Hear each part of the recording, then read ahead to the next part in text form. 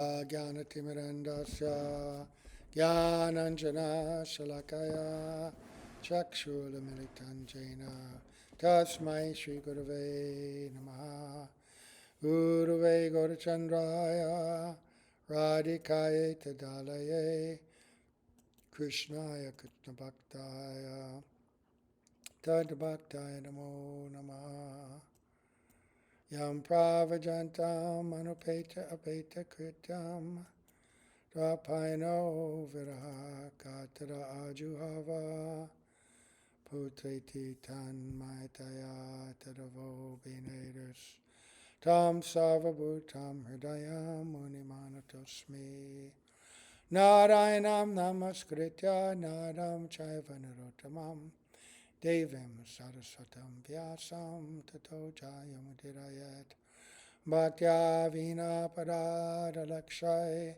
Kiptascha Kamadi Tarangamadye Kripa Maitvam Sharanam Papanna Brinde Namaste Charanada Vindam Tavevasmi Najivami Tvayavina Iti Vigyaya Radhe Tvam Nayanam Charanandike Vancha Kalpatarubhascha Kripa Sindhubhya Evacha Patitanam Pavanebhyo Vaishnavebhyo Namo Namaha.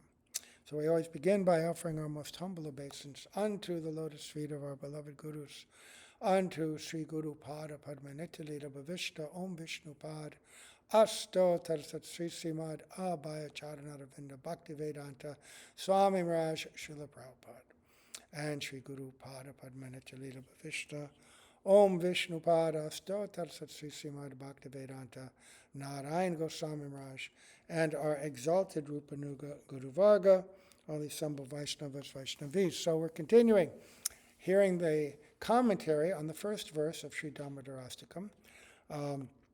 This is a commentary, Dig Darshani Vriti. The commentary of Sri Sanatana Goswami is called the Dig Darshani, and this is the Dig Darshani Vriti, that which illuminates that which explains, right? So the last verses we're hearing were descriptions in the Bhagavatam of Krishna's beauty, right? And these different descriptions from different personalities at different places. And Krishna is perceived according to the depth of one's love and the nature of one's love, right? What is one's relationship with Krishna? And we heard a beautiful description of that in the 10th canto when Krishna entered the arena of Kamsa. All the different people there saw him differently according to their relationship, right? The yogi seeing him as like the absolute truth, supreme Brahman. The king seeing him as the most powerful person. Demons being, fear, death personified. Kamsa seeing him like that. The cowherd ladies as the most beautiful person, right? So, and other descriptions, Lord Brahma's description, the description given at the time of Krishna's meeting with the wives of the Mathura Brahmanas. And then the last one we heard, did we read this one yet? Let's see. Did we read this one? I don't remember. I'm gonna read this again, because this is from chapter 32 when Krishna returns to the gopis in the arena of the Rasa, Lila, and Vamsivat, after he had been hiding from them for some time, and they had sung the beautiful Gopi Geet, a song so full of longing and prema that Krishna was completely overwhelmed by that, and he appeared before them, and it's described in the commentaries of Vishwanath Chakravarti Thakur that when he appeared in a form so beautiful, no one had ever seen such a beautiful form before. And that means that was a reflection in the spotless hearts of the gopis of Krishna's full beauty. They could see him in his full beauty because of their absolute complete love and the fact that Madhurya Ras has all the components of all the other rasas. They all come from that, and they were completely filled with that love. So, when Sri Krishna disappeared from the gopis at the time of the Rasa Leela, the gopis sang about their separation from him in deep lamentation. I want to make sure that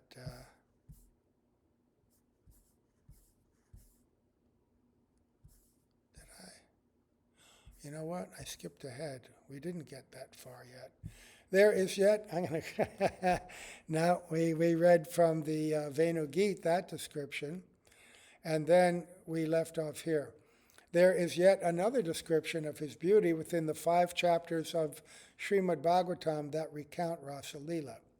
The gopis, allured by the bewildering potency of Sri Krishna's flute song, left their homes in the middle of the night and went to Sri Krishna. Yet when they came before him, he teased them and told them to return to their homes. At that time, the gopis described the sweetness of Sri Krishna's beautiful form.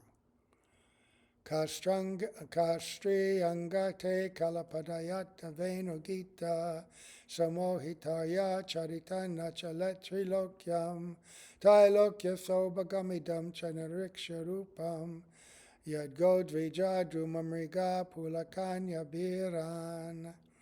O Shama Sundar, from your flute come the most endearing, slowly rolling melodies. Your beautiful form brings auspiciousness upon the entire universe. Moreover, upon seeing your beautiful form, even the bodies of the cows, birds, trees, and deer erupt with horripilation. After hearing the sweet melodies of your flute and beholding your captivating form, is there any woman in all the 3 worlds who would not deviate from her religious principles and, leaving aside all proper conduct and shyness, become attached to you? Did we read this? No, I don't think so, no. So this is the gopis had done something unimaginable, completely abandoned all their religious duties to their family, to their caste, to their village, to their children, everything. And generally in Vedic society, if a woman did this and left in the middle of the night, that was it. She was outcast forever. They were willing to do that. They were maddened. They couldn't think of anything else. They had to go to Krishna because he had called them with that flute. Krishna told them, why are you coming out here? It's dark at night. You've abandoned your families. And you called us. I didn't call you. Yes, you did. And then they go on to explain so many beautiful things. Who could not be attracted to your flute? Even the birds and bees and every animal, right? So upon hearing the sound of Sri Krishna's flute, the gopis of Braj forgot everything. Their fear, hesitation, patience, dignity, and so forth. Regardless of the condition they were in, they eagerly ran to meet Sri Krishna. Even without calling their dearmost girlfriends, the Pranapriya Sakis, they ran to him. Each gopi thought, Sri Krishna is calling only me. When Sri Krishna saw the gopis, the incomparable treasure of Braj had come to him. He tried to bewilder them with his delightful art of speaking. Right, so it's described that they weren't running to him for getting everyone else out of selfishness. They were just so filled with prem, and prem for them means that exclusive desire to make Krishna happy. They were just pulled immediately, intensely. Krishna's calling, I must go. No other thought was in their mind. So they weren't aware of anyone else. They couldn't be aware of anything else. That flute had completely bewildered and captured their minds. So Krishna speaks to them now. Oh, beautiful girls, cowherd girls, why have you come here alone at this time of night? Have you come to see nature's splendor and the beauty of the forest? If so, then return to your homes now. The duty of a lady of noble descent is to serve her husband, her father, brothers, and friends.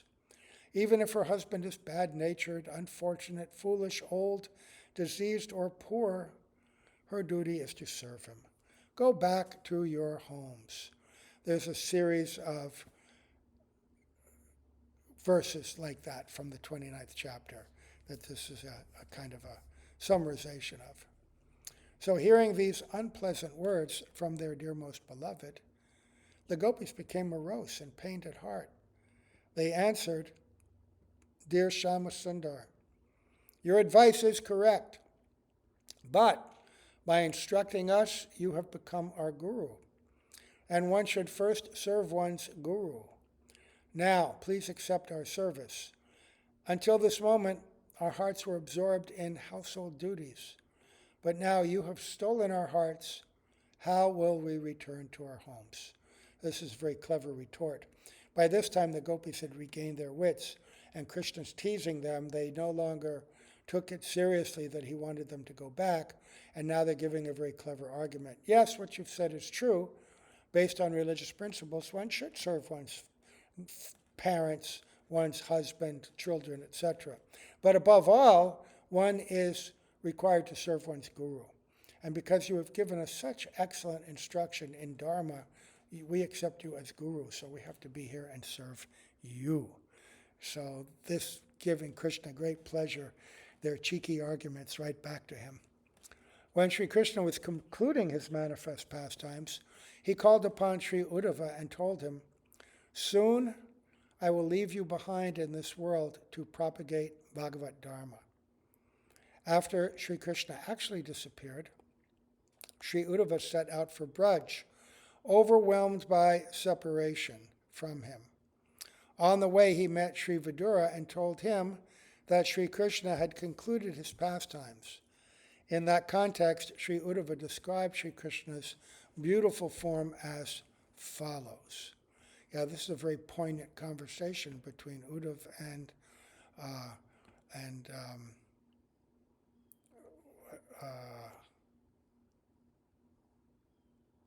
he met, who did he meet? Maitreya? No, Vidura.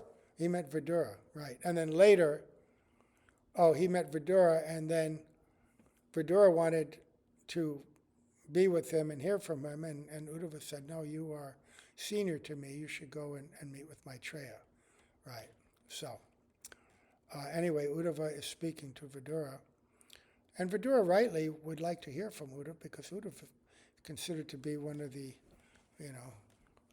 Haridases, one of the three persons who were mentioned as Haridas. He was so intimate with Sri Krishna in Mathura and Dwarka, as his friend, as his minister, right?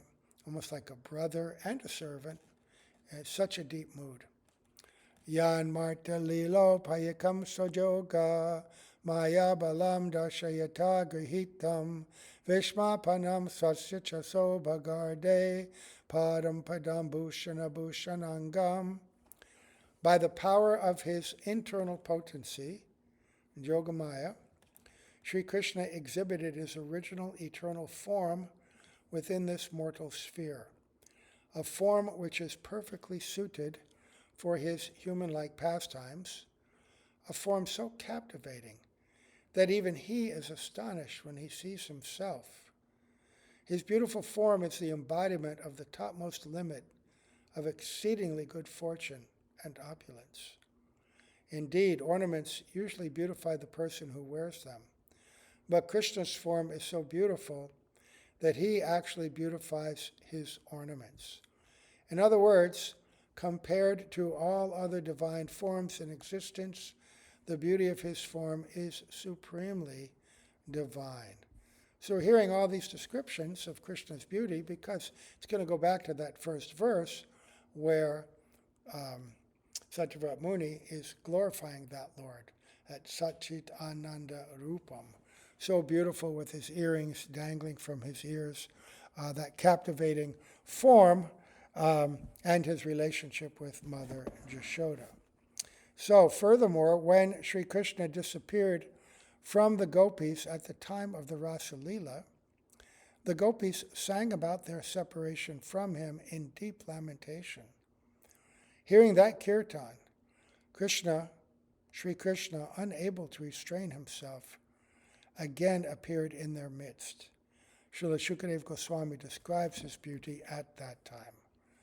Tasam avirbuch chauri smayamana mukambuja pitam baradara sangvi sakshan manmata manmata. When Sri Krishna appeared before the gopis, His lotus face blossomed with a mild smile. A beautiful forest flower garland decorated his neck and chest, and a yellow cloth graced his shoulders.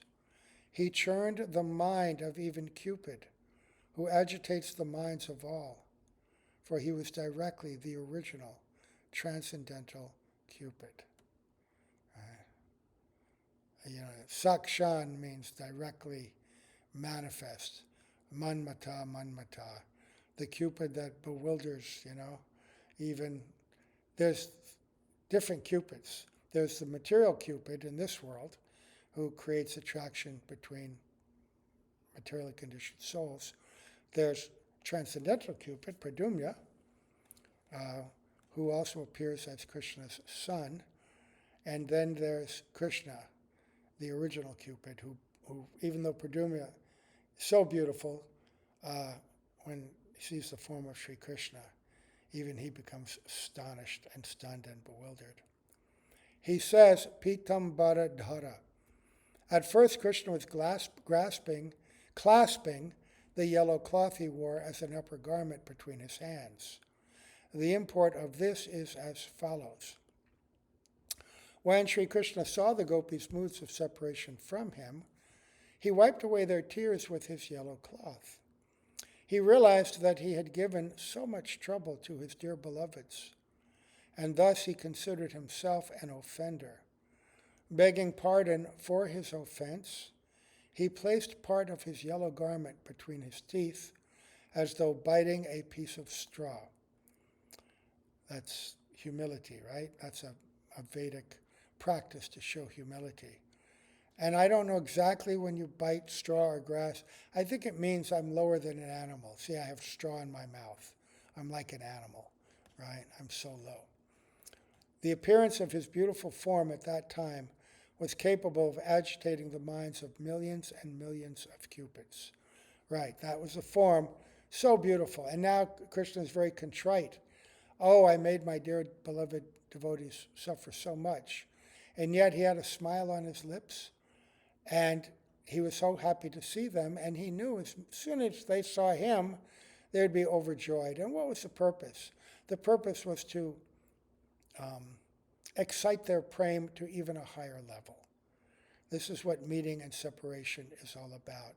It stimulates the joy of prema in every time you meet and in every time you separate. It just grows and grows. When Sri Shukadev Goswami spoke this verse, he became absorbed in the mood of the gopis. In that state, forgetful of himself, he became perturbed and addressed Krishna as Shauri. By calling Krishna Shauri in the mood of an irritated gopi, Srila Shukadev Goswami was saying, you are cruel like a warrior. Shauri means like a Kshatriya, in that kind of dynasty.